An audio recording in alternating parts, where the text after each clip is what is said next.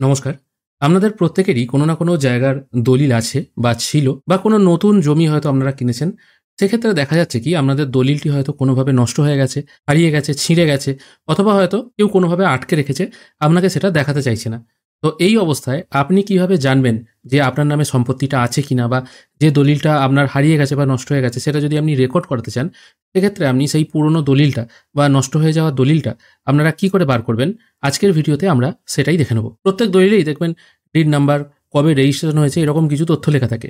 যদি আপনার এই সমস্ত তথ্যগুলো জানা না থাকে, তাহলেও কিন্তু আপনি খুব সহজে আপনার যে প্রয়োজনীয় দলিল যেটা আছে সেটা কিন্তু আপনি অনলাইনে বার করতে পারবেন। আমি একদম প্রথম থেকে শুরু করছি। ধরা যাক আপনার কাছে একটি দলিল ছিল বা হারিয়ে গেছে, সেটার আপনার কোনো তথ্যই জানা নেই। ডিড নাম্বার কি বা কত তারিখে রেজিস্ট্রেশন হয়েছে কিছুই জানা নেই। তো সেটি আপনি কি করে বার করবেন? টোটাল দলিলটাই কিন্তু আপনি বার করতে পারবেন। সেই জন্য wbregistration.gov.in এই ওয়েবসাইটে চলে আসবেন। এই ওয়েবসাইটে আসার পর এখানে দেখুন ই সার্ভিস বলে কিন্তু অনেকগুলো অপশন আছে। এখানে এসে সার্চিং অফ ডিড বলে এরকম একটি অপশন পেয়ে যাবেন। ওপর থেকে 3 নম্বর লাইনে সার্চিং অফ ডিড বলে একটা অপশন আছে। এটির ওপর একবার ক্লিক করবেন। এখানে ক্লিক করার পর আপনারা কিন্তু এখানে অনেকগুলো অপশন আছে। বিভিন্নভাবে কিন্তু আপনারা আপনাদের দলিলটা খুঁজে পাবেন। এবার এখান থেকে আপনি তো বলছেন আপনার কিছুই জানা নেই। সেক্ষেত্রে আপনাকে এই প্রথম অপশনটা সিলেক্ট করতে হবে। দেখুন প্রথম অপশনে বলা হয়েছে আপনি সার্চ করতে পারেন বাই সেলার, বায়ার আর পার্টি নেম। মানে আপনি কার কাছ থেকে কিনেছেন সেই নামটা নিশ্চয়ই আপনার মনে আছে, বা আপনি যদি কিনে থাকেন বা অন্য কেউ যদি কিনে থাকে তার নামটা তো আপনি নিশ্চয়ই জানেন। এরকম তো নয় যে আপনি কারোরই কিছু জানেন না, কার জমি কে নিয়েছে কিছুই জানেন না, সেটা কি করে আপনি সার্চিং করবেন?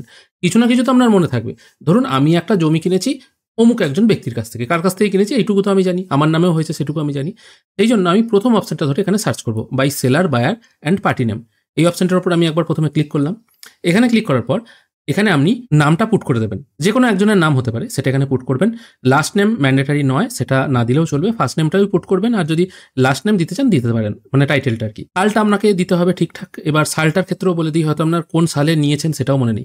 এটুকু তো অন্তত মনে থাকবে 8 বছর নিয়েছেন না 10 বছর আগে নিয়েছেন, এইটুকু অন্তত মনে থাকবে। সেই অনুযায়ী একটু এদিক ওদিক করে আপনারা দেখতে পারবেন। যেমন ধরুন আমি এখানে একটা ফার্স্ট নেম টাইপ করে দিচ্ছি, অনন্ত লিখে আমি সার্চ করলাম। লাস্ট নেম এখানে কিছু দিচ্ছি না। কোথায় রেজিস্ট্রেশন হয়েছে এখানে আপনাকে শুধু ডিস্ট্রিক্ট চুজ করতে হয়। এবার আপনি এরা নিশ্চয়ই জানবেন। দেখুন এই বেসিক জিনিসগুলো আপনাকে জানতে হবে, আর এগুলো হচ্ছে খুবই কমন ব্যাপার। আপনি একটা জমি কিনেছেন, কোথায় কিনেছেন, কোথা থেকে রেজিস্ট্রি হয়েছে, এটুকু তো আপনার নিশ্চয়ই জানা থাকবে। এটা আমি মোটামুটি এখান থেকে একটা সিলেক্ট করে নিচ্ছি। তারপর এখানে একটা যে ক্যাপচা আছে, ক্যাপচাটা পুট করে ডিসপ্লে করছি। ডিসপ্লে করার সঙ্গে সঙ্গে এখানে খেয়াল করে দেখুন 2025 সালে যতজন ব্যক্তির জমি কেনা বেচা হয়েছে সেগুলো কিন্তু এখানে মোটামুটি চলে এসছে। এখানে দেখুন 1, 2, 3, 4, 5, 6 অনেকগুলো অপশন আছে। এবার এখানে 1 নম্বর যে সিরিয়ালটা আছে, এই 1 নম্বর সিরিয়ালে এই এতগুলো নাম আছে।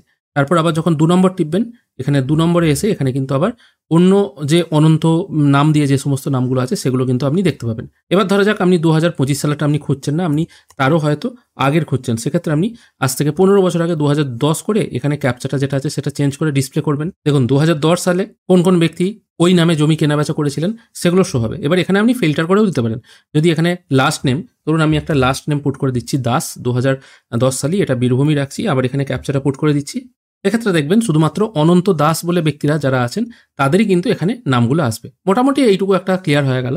এরপর আপনাকে বার করতে হবে ডিড নাম্বার। ডিড নাম্বার কোনটা? এখানে দেখবেন অনেকগুলো নাম্বার দেওয়া আছে। মানে প্রথমে দেখবেন একটা ডিড নাম্বার দেওয়া আছে, ডিড নাম্বারের পর দেখবেন আই দিয়ে একটা নাম্বার দেওয়া আছে, স্ল্যাশ দিয়ে 2010। তার মানে এটা 2010 সালে রেকর্ড হয়েছে। কতগুলো পেজ আছে, ভলিউম সংখ্যা, কবে কি হয়েছে সবকিছু লেখা আছে। ভিউ অপশানে ক্লিক করলে ওই জমিটা কোথায় রেজিস্ট্রেশন হয়েছিল, কোন কোন প্লট রেজিস্ট্রেশন হয়েছিল, কত পরিমাণ জায়গা এটা রেজিস্ট্রেশন হয়েছিল, কি টাইপের রেজিস্ট্রেশন, মানে হচ্ছে এটা গিফট বা দানপত্র হয়েছিল, এগুলো কিন্তু সব কিছুই লেখা আছে।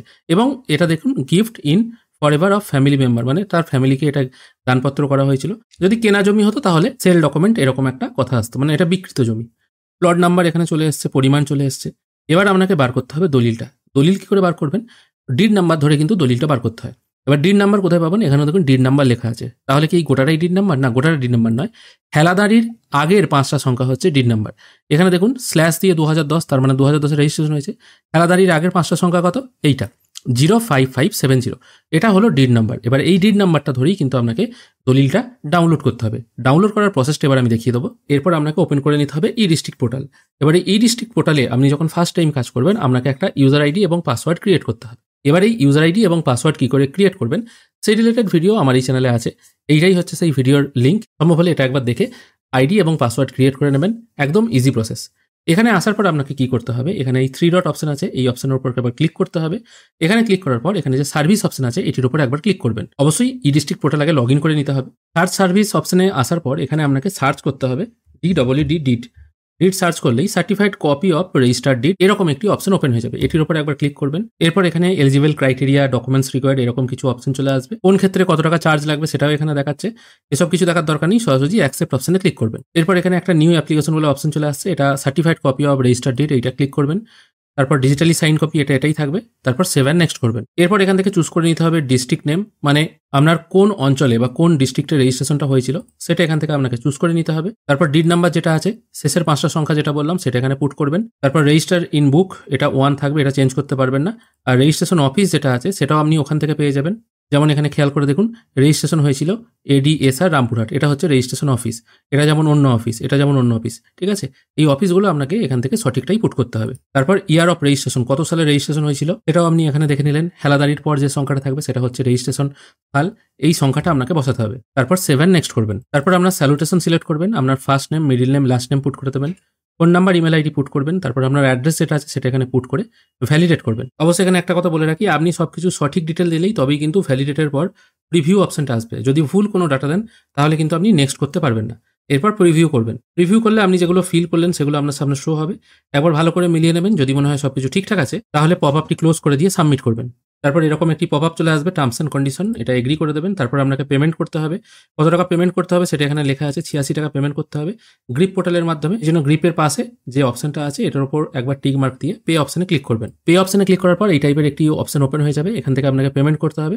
পেজটির একদম নিচের দিকে এসে ভেরিফাইড অ্যান্ড চেকড অপশনটায় টিক মার্ক দিয়ে আবার নেক্সট করবেন। তারপর পেমেন্ট মোডটা SBI ইপে রাখবেন, পেমেন্ট থ্রু পেমেন্ট গেটওয়ে রাখবেন। তারপর আবার নেক্সট করবেন। তারপর আবার একটি পপ আপ আসবে, এটাকে ওকে করে দেবেন। তারপর পেজটির আবার নিচের দিকে চলে এসে পে নাও করবেন। এরপর আপনার PhonePe, Google pay, internet banking, debit card বিভিন্ন অপশন এখানে এনেবল হয়ে যাবে। যে কোনো একটি অপশন আপনারা চুজ করে নিয়ে এখান থেকে পেমেন্টটা কমপ্লিট করে দেবেন। পেমেন্ট কমপ্লিট হয়ে যাওয়ার পর আপনাদের সামনে এইরকম একটি অপশন চলে আসবে, যেখানে দেখাবে আপনি যে পেমেন্টটা করলেন সেই পেমেন্টটা এখনো অ্যাপ্রুভ হয়নি, স্ট্যাটাস ড্রাফটই দেখাবে। আর AIN নাম্বারটা টু বি জেনারেটেড এরকম দেখাবে। এখানে কোনো রেজিস্ট্রেশন নাম্বার বা আপনি যে পেমেন্ট করেছেন এরকম কিন্তু কোনো রকম কপি প্রথম দিকে আসবে না। সেক্ষেত্রে কিছুক্ষণ ওয়েট করবেন, মোটামুটি ঘন্টা 2-1 মতো ওয়েট করবেন। এবার কোনো কোনো ক্ষেত্রে হয়তো তাড়াতাড়ি হতেও পারে, আবার দেরিও হতে পারে। মোটামুটি 1 ঘন্টা থেকে 1.5 ঘন্টার মতো টাইম লাগে। এরকম ক্ষেত্রে এই জায়গাটার একটা স্ক্রিনশট নিয়ে নেবেন। স্ক্রিনশট নিয়ে এখানে হেল্প ডেস্ক বলে একটা অপশন আছে, এটির উপর একবার ক্লিক করবেন। এখানে ক্লিক করে আপনি কি কাজ করতে চাইছিলেন সেটা এখান থেকে চুজ করবেন। মানে প্রথমে ডিপার্টমেন্টটা চুজ করবেন, এখান থেকে রেজিস্ট্রেশন অ্যান্ড স্ট্যাম্প রেভিনিউ এই অপশনটা চুজ করবেন। সার্ভিস নেমটা রাখবেন certified copy of registration did. Module নেমটা এখান থেকে আপনাকে রাখতে হবে। প্রসেসিং অফ অ্যাপ্লিকেশন এটাও রাখতে পারেন, অথবা আদার্স চুজ করবেন। তারপর এখানে আপনার কি সমস্যাটা হচ্ছে, মানে আপনি পেমেন্ট করেছেন সেটা এখানে লিখে দেবেন কিন্তু আপডেট হয়নি। এই AIN নাম্বার কিছু লেখার দরকার নেই, কারণ ওখানে আসেইনি AIN নাম্বার। এরপর অ্যাটাচ ফাইল অপশনে এসে স্ক্রিনশটটা আপলোড করে দিয়ে সাবমিট করবেন। সাবমিট করে দিলেই এখানে একটা রেফারেন্স নাম্বার জেনারেট হবে, সেটা আপনি দেখতে পারবেন। এবং ওনাদের কাছ থেকে এরকম রিমার্ক বা রিপ্লাইও আসবে যে কি কারণে হচ্ছে না বা কি রকম সমস্যা আছে, আপনাকে ওয়েট করতে বলবে। এই অপশনগুলো আপনারা পেয়ে যাবেন ভিউ রেজিস্টার লিস্ট এই অপশনে ক্লিক করে। ঘন্টা 2-1 মধ্যে দেখবেন আপনার AIN নাম্বার রেডি হয়ে গেছে, কিন্তু ডাউনলোড সার্টিফিকেট অপশনেও এসে গেছে, কিন্তু ডাউনলোড হবে না। প্রতিবারই এরকম একটা এরর চলে আসবে, certificate is not ready yet, please check later. যদি এরকম অবস্থার সম্মুখীন হন বারবার কিন্তু ওই হেল্প ডেস্ক অপশনে গিয়ে আপনাকে লিখিতভাবে জানাতে হবে যে এখনো কেন সার্টিফিকেট জেনারেট হচ্ছে না। সার্টিফিকেট জেনারেট হতে কিন্তু একটু দেরি হয়, মানে যে দলিলটা আছে সেটার কপি রেডি হতে একটু দেরি হয়। আমি এখন আমাদের যেটা দেখাচ্ছি সেটা আমি 14/2/2025 পেমেন্ট করেছিলাম এবং এই সার্টিফিকেট কপিটি আমি পেয়েছি 5/3/2025। মানে এদিকে 15 দিন মোটামুটি আমার ডাউনলোড হতে 20 দিনের মতো সময় লেগেছে। এবার এগুলো অফিস অনুযায়ী নির্ভর করে, কোনো কোনো জায়গায় পেমেন্ট করার সাথে সাথে বা কিছুক্ষণের মধ্যেই হয়তো ডাউনলোড হয়ে যায়, কোনো কোনো জায়গায় আবার কিন্তু লেট হয়। আমার ক্ষেত্রে এটা 20 দিন মতো সময় লেগেছে ডাউনলোড হতে।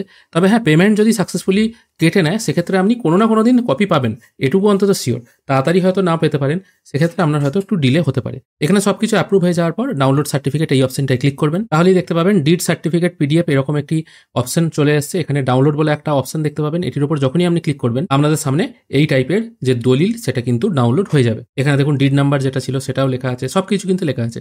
এটা জাস্ট মেন যে দলিল হয় সেটারই একটা স্ক্যান কপি অফিসে থাকে, সেটাই আপনাকে প্রোভাইড করা হয়। তবে এক্ষেত্রে কিছুটা রেস্ট্রিকশন থাকে, দলিলের শেষের দিকে যে আঙুলের ছাপগুলো থাকে সেগুলো কিন্তু এইভাবে ঢেকে দেওয়া হয়, মার্কস লেখা থাকে, এগুলো কিন্তু আপনি দেখতে পাবেন না।